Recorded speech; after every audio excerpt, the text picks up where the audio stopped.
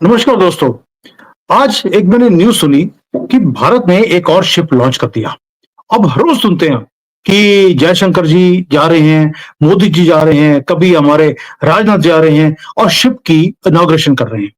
आपने कभी सोचा है कि पहले तो हम कभी सुनते नहीं थे और अभी हर रोज़ एक शिप आ रही है, उसका रीज़न क्या है? ये फॉरगॉटन वाटर्स, वहाँ से हम एक global ship building power house बनते कैसे जा रहे हैं? भाई आपको याद होगा, कई एक टाइम था जब ओशन वो हमारा होता था। वर्ल्ड में जितना भी ट्रेड होता था वो भारत की बनी हुई शिप से होता था। और पिछले 75 सालों में वही कांग्रेस की गंदी सरकार, जिन्होंने सिर्फ घोटाले करने के सिवाय जवाहरलाल नेहरू से लेकर पप्पू तक और मम्मी जी तक, जीजा जी तक, दीदी तक, किसी को ले लो, सबने हमारी इंडस्ट्री को बिल्कुल भुला दिया था। It was neglected for 75 years. और अब भारत ने अपनी जो जगह थी वो दोबारा से रिक्लेम करनी शुरू करी है। ये जो मैं आज एक्सपोज करने वाला हूं, इंडिया का ये एक फॉरगॉटन नेवल ग्लोरी जो हमारे पास थी, जो 1947 से लेकर अब तक निग्लेक्टेड थी। लेकिन प्रधानमंत्री मोदी की लीडरशिप में क्या हुआ? इंडिया आज प्रिपेयर कर रहा है डोमिनेट करने के लिए ग्लोबल शिप बिल्डिंग में। और जितना हम आगे जाते जा रहे हैं, चाइना उतना ही हमारे से घबराया हुआ है। क्यों? अब आपको दुनिया भर में जो शिप्स हैं वो भारत की बनाई हुई दिखती हैं कई जगह पर। यहां तक कि अगर रशिया को शिप चाहिए, कहां तो हम उनसे लेते थे, आज हम उनको दे रहे हैं। जो आर्कटिक सर्कल में जो शिप ब्रेकिंग, जो आइस ब्रेकिंग की जो शिप्स है, वो भारत से बन के जा रही है दोस्तों। ये है, ये सिर्फ ट्रेड की बात नहीं है, ये इकोनॉमिक सॉवरेनिटी की बात है, नेशनल प्राइड की बात है और ग्लोबल सुप्रीमेसी की बात है। सोच के देखिए कि कहां तो हम पूरे के पूरे ओशन के ऊपर हम रूल करते थे। जब ब्रिटिशर्स थे, जब पोर्चुगीज आए, चाइनीज आए, इनसे भी पहले हमारी नेवल स्ट्रेटेजी होती थी जो चोला एम्पायर के अंदर, कि पूरे साउथ ईस्ट एशिया में, जिसको हम इंडो पैसिफिक बोलते हैं, हमने शिप्स बनाए युद्ध के लिए नहीं, ट्रेड के लिए भी, कल्चर को एक्सपैंड करने के लिए, अपने इन्फ्लुएंस को हमने एक्सपैंड किया पूरी दुनिया के अंदर। गुजरात हो, तमिलनाडु हो, ये हब्स थे, पोर्ट्स थे यहाँ पर इवन की जो शिप्स बनती थी वो रोम से लेकर पर्शिया तक, अरेबिया से जो शिप चलती थी चाइना तक, सारी शिप्स हमारी बनी होती थी। हमारे पास इतनी एडवांस टेक्नोलॉजी थी, far superior than the Europeans और एनीबडी एल्स। हम सिर्फ शिप्स ही नहीं बनाते थे, हम पूरे के पूरे एम्पायर्स को भी क्रिएट करते थे। लेकिन 1000 साल से हमारे ऊपर इन्वेजन करे गए, हमें कोलोनाइज किया गया और उसका इतना ज्यादा नुकसान हुआ कि हमारी शिप बिल्डिंग बंद हो गई। और जब हमें इंडिपेंडेंस मिला 1947 में, बदकिस्मती से कांग्रेस की सरकार आ गई। फिर क्या हुआ? ऐसा धोखा दिया हमारे कंट्री को कि साउथ कोरिया, जापान, चाइना वो राइज कर गए हमारे सामने। जबकि हमारे पास टैलेंट था, हमारे पास इतनी लंबी कोस्ट लाइन थी, हमारे पास डिमांड भी थी। लेकिन जो हमारे लीडर्स थे, they just turn their back कि यार शिप बिल्डिंग हमने नहीं करनी, हम तो दूसरे की शिप्स को यूज कर लेंगे। चाइना ने उस वक्त बिलियंस ऑफ डॉलर्स लगाए शिप बिल्डिंग में। साउथ कोरिया ने एक नेशनल मिशन बनाया। जापान ने परफेक्ट किया आर्ट को शिप्स बनाने के लिए। और भारत, भारत सोता रहा। रिजल्ट ये हुआ कि 95% of India trade, 95% was done on imported ships। यानी कि हम किराया भरते थे और हमारे यहां पर शिप बिल्डिंग पूरे दुनिया की 0.07% शिप बिल्डिंग की मार्केट थी हमारे पास। सोच के देखिए, चाइना, साउथ कोरिया, जापान, ये हमारे से अंदर आगे चले गए और आज ये तीन countries 90% of global ship building control करते हैं। और हम क्या करते हैं? हम 75 बिलियन डॉलर का किराया देते हैं उनकी शिप्स को यूज करने के लिए, 6 लाख करोड़। यानी कि जब भारत से शिप निकलती है तो हमें किराया देना पड़ता है इन फॉरेन शिप जायंट्स को। ये यहां तक लेकर आ गई थी कांग्रेस सरकार। लेकिन मोदी जी ने आके सबसे पहला काम क्या किया? गेम को ही चेंज कर दिया। इन्होंने क्या किया? प्रोजेक्ट सागरमाला को शुरू किया। अब हम कोस्ट लाइन को अपने को इग्नोर नहीं कर रहे थे, हम ये फॉरेन की शिप्स को हम यूज नहीं कर रहे थे, हमारी डिपेंडेंसी जीरो करनी शुरू कर दी मोदी जी ने। उन्होंने पोर्ट को मॉडर्नाइजेशन करने का प्लान बनाया, तो उन्होंने इंडियन ओशन के अंदर अपना दबदबा बनाने का भी प्लान बना लिया, ब्लूप्रिंट बना लिया। और जो रिजल्ट था, उस रिजल्ट ये था कि हमारे पोर्ट्स अब अपग्रेड हो चुके हैं, हमारा जो वेटिंग टाइम था कि शिप आती थी, वेट करना पड़ता था, वो ड्रॉप डाउन हो गया है। जो लॉजिस्टिक्स हैं वो इंप्रूव हो गए हैं, एक्सपोर्ट्स की स्पीड इंक्रीज हो गई है और प्राइवेट इन्वेस्टमेंट्स भी आने शुरू हो गए। यहां तक कि जो शिप बिल्डिंग के क्लस्टर्स हैं वो भी इंडिया में इमर्ज होने शुरू हो गए। दोस्तों, आपको गर्व होना चाहिए ऐसी वीडियोस के बाद, क्योंकि एक सोता हुआ शेर मोदी जी ने जगा दिया और ये सब बिगनिंग है। और आज हम कहां खड़े हैं? Let's not kid ourselves, we are still behind but we are moving ahead. हम आज भी 20th लेवल पर हैं, नंबर है शिप बिल्डिंग में दुनिया में। और मोदी जी ने क्या किया?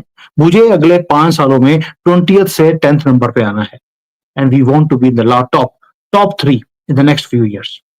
एम्बिशियस है, इम्पॉसिबल नहीं है, लेकिन जिस तरह से हमने 10 सालों में अपना इंफ्रास्ट्रक्चर डेवलप करता हुआ देखा है, ये करंट मोमेंटम हमें बहुत जल्दी वहां तक ले भी जाएगा। क्योंकि अब हम छोटा नहीं सोचते।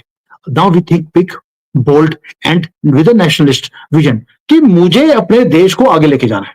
इसलिए मोदी जी ने अब सागरमाला 2 भी कर दिया। सागरमाला 2 में क्या है कि एक रेवोल्यूशन आएगा भारत के अंदर, नेक्स्ट लीप फॉरवर्ड है। और इसलिए जो मैं दिखा रहा हूं, हर रोज शिप्स लॉन्च हो रही हैं बिकॉज ऑफ दिस पॉलिसी। हम अब क्या कर रहे हैं? मैसिव फाइनेंशियल वॉर है एक तरह से, कि देखिए हमने अपनी तिजोरी खो दी। 30,000 करोड़ दे दिया मैरीटाइम डेवलपमेंट फंड के लिए। और गोल क्या है कि आपको शिप्स बनानी है फास्टर, चीपर, और उसके लिए फाइनेंस चाहिए, हम देने को तैयार हैं।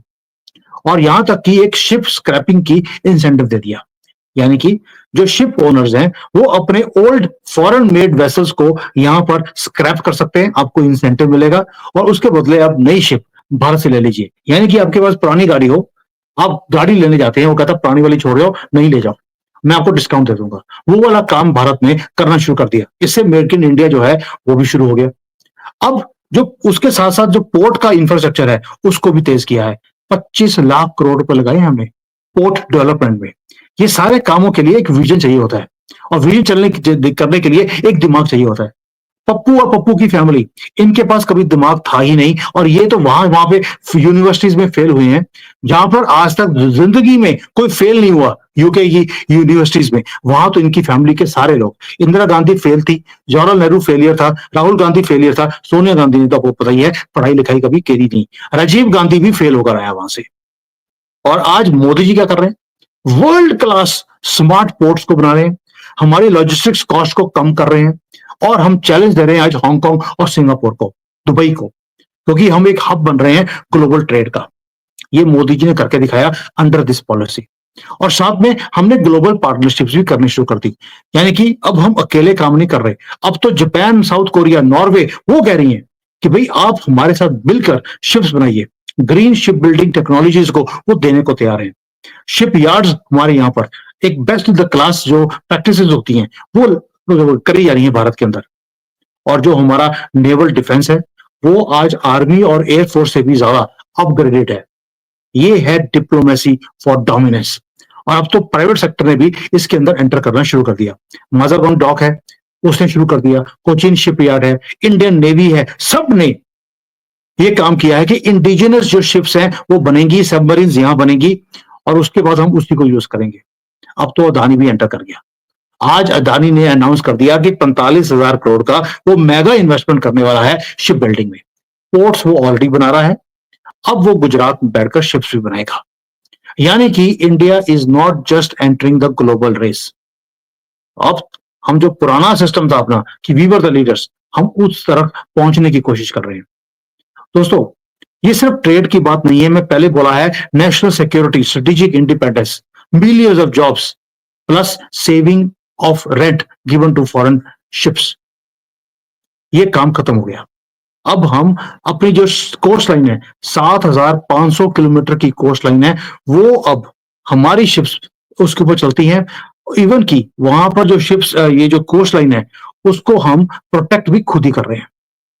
ये शिप बिल्डिंग जो होती है इंडस्ट्री, ये इंडस्ट्री नहीं होती, ये सिंबल होता है, सिंबल कि Bharat is back and this time we want to dominate. दोस्तों, कहां तो हम रेंट लेते थे, फॉरगॉटन थी ये इंडस्ट्री, कहां हम ग्लोबल सुप्रीमेसी की बात करना शुरू कर दिया। कि एक निग्लेक्टेड मैरीटाइम जो हमारा सेक्टर था वहां से हम एक राइजिंग शिप बिल्डिंग जायंट की तरफ हम चलते जा रहे हैं। हमने रिवाइव कर दिया। अपना एक रिजॉल्व था हमारा, एक रिसर्जेंस थी कि हमने करना है। और जो 75 साल फॉरेन की जो शिप बिल्डिंग वाले लोग थे, वो हमें स्टील कर रहे थे हमारा पैसा, नॉट एनी मोर। सागर माला 2 में हमने जो प्राइवेट जायंट्स को एंटर करा दिया, डिफेंस की पार्टनरशिप्स कर लिए, विजनरी लीडरशिप पीछे है ही है। हम विटनेस कर रहे हैं एक मैरीटाइम सिविलाइजेशन का return, which is stronger, smarter and sovereign. तो अगली बार जब आप शिप देखेंगे कोई भी जो इंडियन ओशन में जारी होगी, उसमें से जनरली आपको अब भारत की बनी हुई शिप दिखेगी। और अगर कोई और शिप दिख जाए जिसके ऊपर भारत का झंडा ना हो, उसके लिए आप कांग्रेस को अच्छी तरह से गाली निकाल सकते हैं, क्योंकि ये शिप भी could have been owned by Bharat, but now in the future it will be. जितनी शिप्स दिखेंगी उसके ऊपर भारत का झंडा लगा हुआ आपको दिखाई देगा, क्योंकि age of India's ocean supremacy has started coming. और अभी तो हमने शुरुआत करी है इन लंबी जो वेव्स होती हैं उसमें अपनी शिप्स को चलाने के लिए। ये जो पूरा इसका इन्वेस्टिगेशन है, ये मुझे करके दिया एक आप ही में से एक श्रोता ने। उन्होंने बोला सर ये इतनी बड़ी न्यूज है कि हर रोज एक नई शिप लॉन्च होती है, हमारे लोगों को पता ही नहीं है कि इसका मायना क्या है। हम क्या थे इस इंडस्ट्री में और कहां लाकर खड़ा कर दिया इस कांग्रेस की गंदी सरकारों ने। लूटा इस देश को, कुछ नहीं किया, और जो इंडस्ट्री यहाँ की नंबर 1 थी उसको बर्बाद करके छोड़ दिया, ताकि इनके चाइना जहां से पैसे लेते हैं, जवाहरलाल नेहरू भी लेता था, इंदिरा गांधी भी लेती थी, राजीव गांधी भी माना हुआ था चोर, और राहुल गांधी तो पता ही है कैसे बेशर्मी से ये जाकर एग्रीमेंट्स करके आता है चाइना में बैठकर। तो आप समझ सकते हैं कि मोदी जी ने कहां लाकर खड़ा कर दिया। और अब they always say who rules the ocean rules the world. आज अगर अमेरिका में अमेरिका का दबदबा है पूरी दुनिया में, उसका रीजन है उसकी शिप्स। आज चाइना उसी दौड़ में लगा है कि मुझे अमेरिका को पीछे करना है शिप बिल्डिंग में। I mean they want to become number 1 by 2027। और चाइना उस राह के ऊपर है, और इसको अगर चैलेंज कोई दे रहा है तो वो है हमारा भारत। इसीलिए चाइना थोड़ा सा घबराया हुआ है। जिस दिन हमारी स्पीड और तेज हो गई, बस इनकी मां मर जानी उसी दिन का वेट भी है। Thank you. जय हिंद, जय सिया राम।